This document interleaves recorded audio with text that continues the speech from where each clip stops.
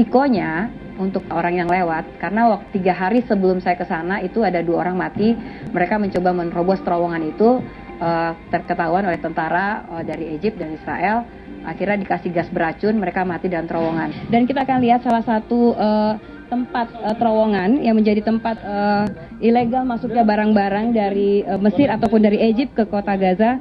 Dan ini adalah salah satu lubang di mana kita bisa memasukkan barang-barang ataupun orang ke dalam ini, dan ini sekitar 10 sampai 12 meter kedalamannya, dan terowongan itu sendiri berjarak sekitar 1 kilometer dari perbatasan Gaza ini hingga tembus ke Gaza melewati perbatasan ataupun tembok penjaga tentara-tentara Israel.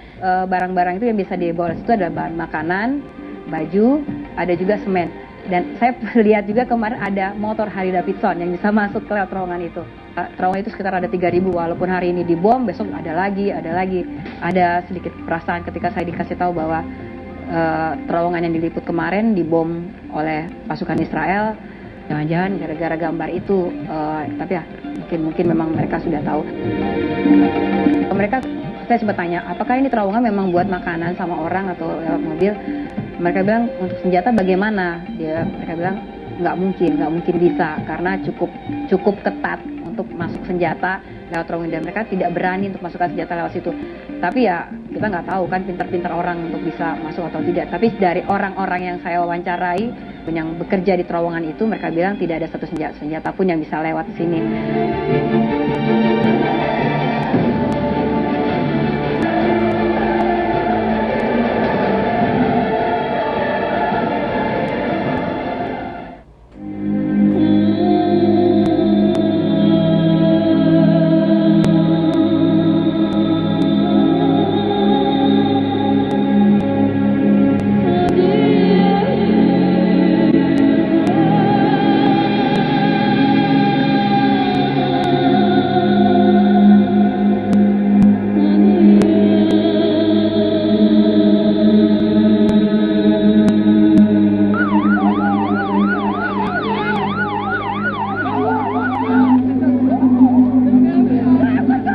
Ya memang kan tugas misi Mercy sendiri untuk ke Gaza adalah pembangunan rumah sakit bantuan kemanusiaan masyarakat Indonesia.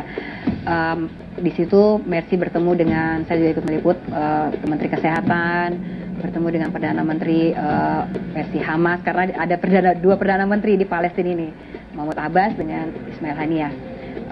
Saya juga sempat dibilang, kalau kamu meliput Ismail Haniyah, kamu bilang apa? Perdana Menteri. Oh bukan, itu Perdana Menteri versi Hamas. Perdana Menteri yang sebenarnya, kata orang-orang di Egypt, itu adalah Mahmud Abbas, dia berada di Ramallah. Tapi kalau memang di Gaza, ya Gaza. Saya bilang, saya hanya wartawan, saya tidak ikutan politik.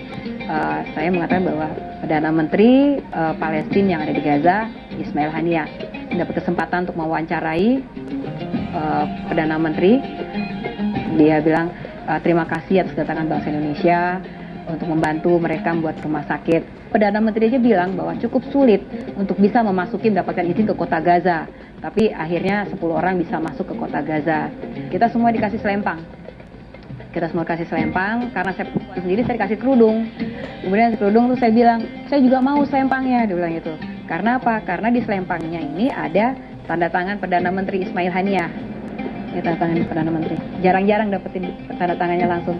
Jadi bilang karena stoknya nggak ada, besoknya langsung dikirim tanda tangan dari Perdana Menteri. Sehari sebelum pulang malam hari, itu saya mendapatkan informasi bahwa Israel menyerang kembali kota Betanum. Kota Betanum itu berbatasan dengan Gaza Utara pinggir dengan Israel. Saya melihat di sana masih ada bekas-bekas darah di kota Betanum itu, dan juga selongsongan peluru. Sampai sekarang saya berpikir, kenapa Israel bisa menembak ke dalam kawasan Gaza? Kalau anak-anak di Betanum atau di Jabalia ataupun di daerah-daerah perbatasan yang dekat dengan Israel itu memasuki Israel ataupun dengan mendekati 10 meter atau 50 meter dari pagar, mungkin mereka bisa mengatakan bahwa mereka akan menerobos masuk. Tapi ini jaraknya sekitar 400 meter. Saya mau lihat itu pagar Israel seperti apa. Saya cari gundukan tanah tinggi, saya melaporkan Pemirsa, saat ini saya berada di kota Jabalia dan kota ini hanya berjarak sekitar 5 menit dari perbatasan Israel. Dan di belakang saya itu adalah kawasan yang dibatasi dengan kawat masuk dalam kawasan Israel. Tapi kemudian terdengar suara tembakan, dung dung ke atas. Dia pikir kemana? Orang-orang udah pada lari. Dia bilang lari. Bilang gitu. Kenapa lari? Itu peringatan buat kita tidak boleh di sini. Oh nggak apa-apa. Saya teruskan stand up, tapi nggak lama kemudian di belakang tempat saya berdiri lagi stand up itu ada balon putih yang besar itu berjalan. Terus akhirnya penunjuk jalan kita bilang ini, ayo mbak kita pergi. Kenapa? Itu kamera mereka. Jadi akhirnya setelah selesai stand up di situ bikin laporan, akhirnya kita pergi dari situ. Meliput konflik di daerah Gaza ataupun di Indonesia itu sangat berbeda.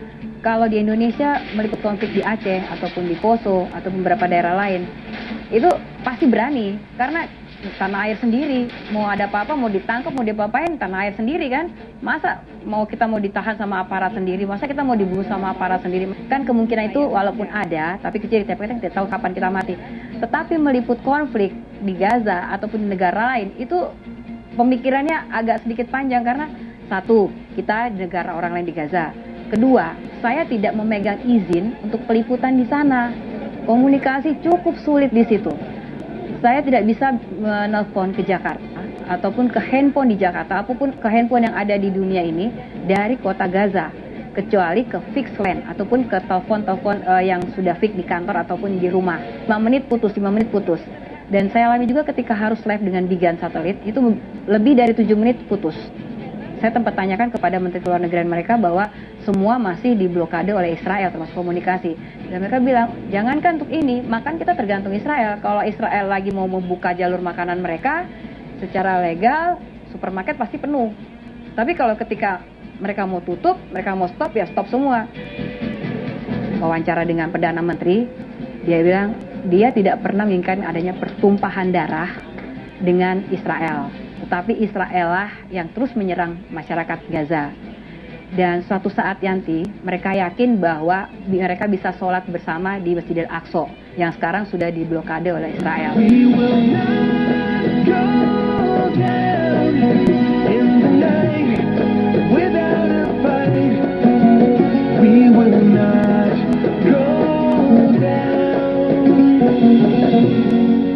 Gaza tonight.